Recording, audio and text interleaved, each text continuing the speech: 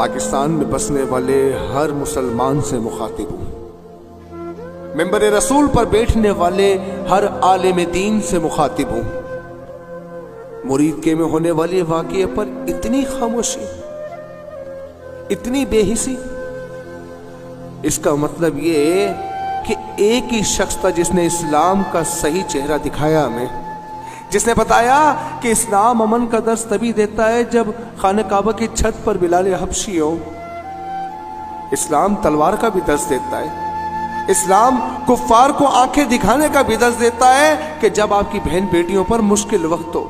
وہ کوئی اور نہیں، ایک ہی شخص تھا، علامہ خادم حسین رضوی۔ لیکن یار بابا جی ایک تکلیف لے گئی یار، آپ چلے گئے، یقین مانیے ان پیروں فقیروں کو ننگا کر کے چلے گئے، ہمیں ان کی اوقات، ان کا چہرہ دکھا گئے کہ حضور کے نام پر صرف انہوں نے اپنی جیبیں بھری ہیں۔ آپ چلے گئے، آپ کی اولاد آ گئی، 1400 FIR کٹوائی آپ نے، اف تک نہ بولا۔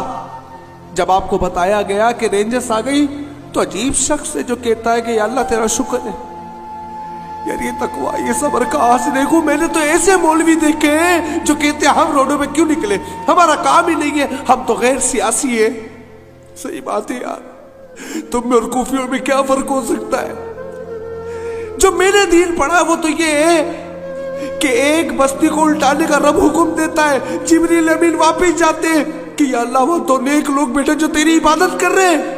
اللہ کہتا ہے کہ جتنی بلندی سے تو نے بستی کو لٹنا ہے، اس سے اوپر لے جا کر ان کو لٹنا۔ یار میں تمہارا فرمان مانوں یا اپنے رب کا فرمان مانوں؟ امت چاہے کٹ جائے، امت چاہے جلا دی جائے، ان پر اندھی دن فائرنگ کی جائے، ہم نے خاموشی طاری رکھنی ہے، کیونکہ ہم کسی کے معاملے میں نہیں بولیں گے۔ اور اگر یہی حال رہا تو سب ایک بات یاد رکھنا، ان قریب یہ ہاتھ تم پر بھی ڈلنے والا ہے۔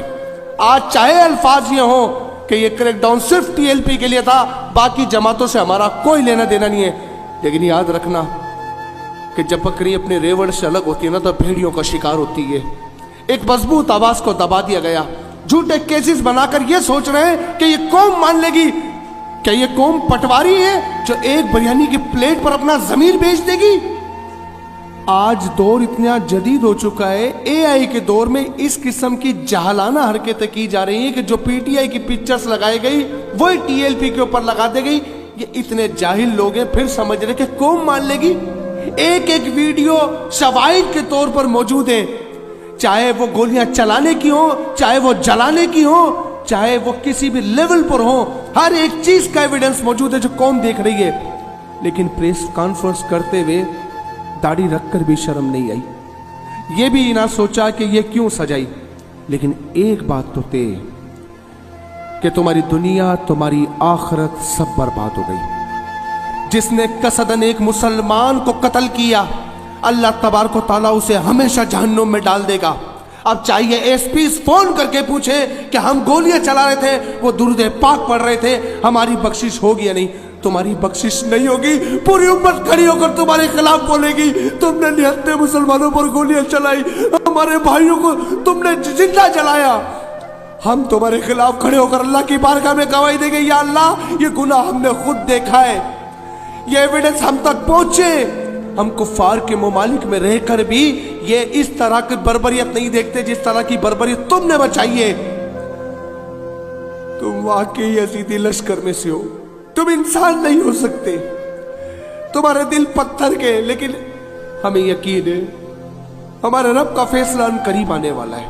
چاہے تم کتنی اسکروٹنی کرو، چاہے تم کتنا حساب بدلو، اس ڈر کے مارے کہ تم بچ جاؤ گے، ہم اللہ سے دعا گو، یا اللہ ان سب کو گن لے پروردگار، انہیں اکیلا اکیلا کر کے مارنا مالک، انہوں نے تیرے بندوں کو جس طرح بے دردی سے مارا انہیں چھوڑنا نہیں، ان کی نسلوں تک دکھانا یہ عذاب۔